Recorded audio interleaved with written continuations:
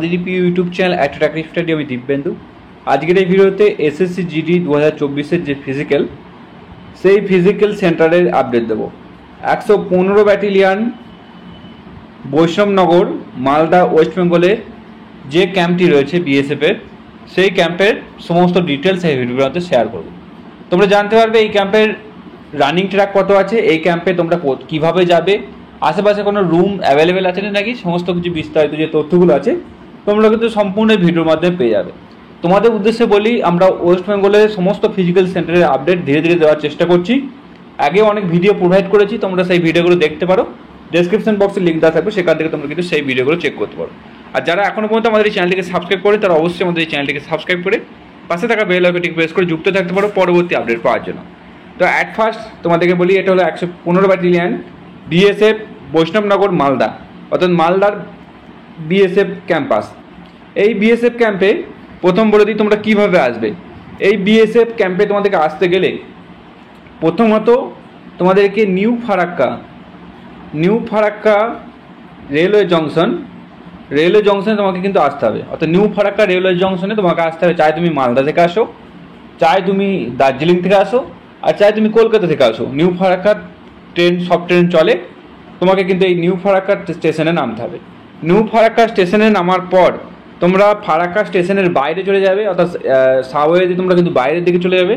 বাইরে চলে যাওয়ার পর তোমরা দেখবে টোটো স্ট্যান্ড রয়েছে, অর্থাৎ ই রিক্সা যেগুলো হয়, ই রিক্সা, অটো স্ট্যান্ড তোমরা পেয়ে যাবে।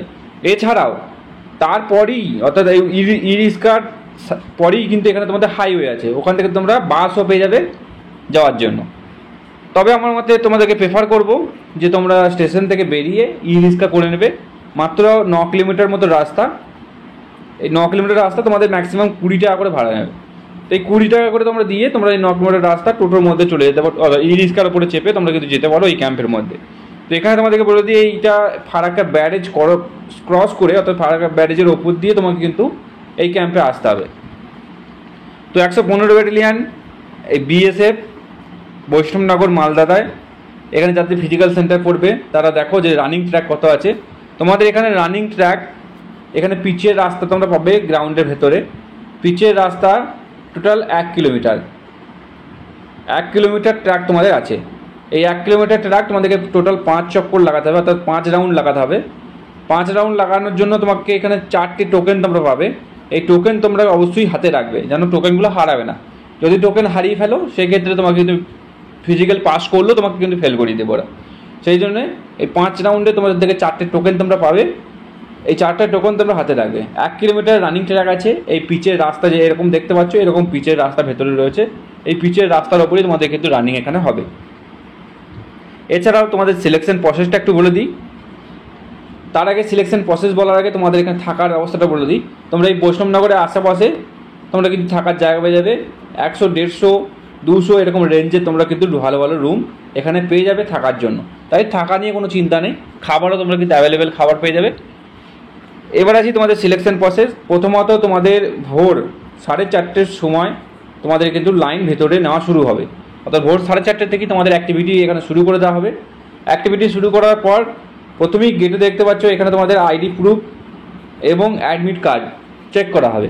অ্যাডমিট কার্ড চেক করার পর তোমাদেরকে গেটের মধ্যে এন্ট্রি দেওয়া হবে। এন্ট্রি দেওয়ার পর তোমাদের ওখানে চেস্ট নাম্বার দেওয়া হবে, অর্থাৎ তোমার যে আইডেন্টি প্রুফ, সেই চেস্ট নাম্বার তোমাকে কিন্তু অবশ্যই প্রোভাইড করা হবে। প্রোভাইড করার পর তোমাদেরকে নিয়ে যাওয়া হবে গ্রাউন্ডের মধ্যে। সেখানে বায়োমেট্রিক হবে। বায়োমেট্রিকের পর পিইটি পিএসটির যে ফর্ম, সেই ফিল আপ করানো হবে। ফিল আপ করানোর পর তোমাদের এখানে হাইট বার হবে, অর্থাৎ তোমাদের একটা মিনিমাম হাইট একটা চেক করা হবে যে তোমাদের 170 সেন্টিমিটার হাইট আছে নাকি। যাদের 170 সেন্টিমিটার হাইট থাকবে, এবারে যারা কোয়ালিফাই করে যাবে তাদেরকে নেক্সট স্টেজ, অর্থাৎ রানিংয়ের জন্য এখানে কিন্তু নিয়ে যাওয়া হবে। রানিং যারা কমপ্লিট করে নেবে তাদের এখানে কিন্তু হাইট, ওয়েট, চেস্ট আর ফাইনালি মেজারমেন্ট করা হবে। হাইট, ওয়েট, চেস্ট মেজারমেন্টের পর তোমাদের সেই দিনই কিন্তু ডিভি, অর্থাৎ ডকুমেন্ট ভেরিফিকেশান তোমাদের কিন্তু এখানে হবে। নেক্সট দিন তোমাদের কিন্তু ডিএমই, অর্থাৎ ডিটেলস মেডিকেল এক্সাম তোমাদের কিন্তু নেক্সট দিন হবে। তো এখানে তোমরা মিনিমাম 2 থেকে 3 দিন আর ম্যাক্সিমাম 4 থেকে 5 দিন থাকার জন্য সমস্ত বন্দোবস্ত তোমরা কিন্তু করে নিয়ে যাবে। তো পিইটি পিএসটি এবং ডিবি একই দিনে হওয়ার পর তোমাদের তারপরের দিন মেডিকেল এক্সাম কিন্তু এখানে হবে। বাকি আর সেরকম কিছু এখানে বলার নেই। ভিডিওটি যদি ভালো লাগে ভিডিওটা অবশ্যই লাইক করবে, আর এরকম হেল্পফুল ভিডিও পেতে এবং সরকারিভাবে আপডেট পেতে তোমরা আমাদের চ্যানেলটিকে সাবস্ক্রাইব করে পাশে থাকা বেল আইকনটি প্রেস করে যুক্ত থাকতে পারো, পরবর্তী আপডেট পাওয়া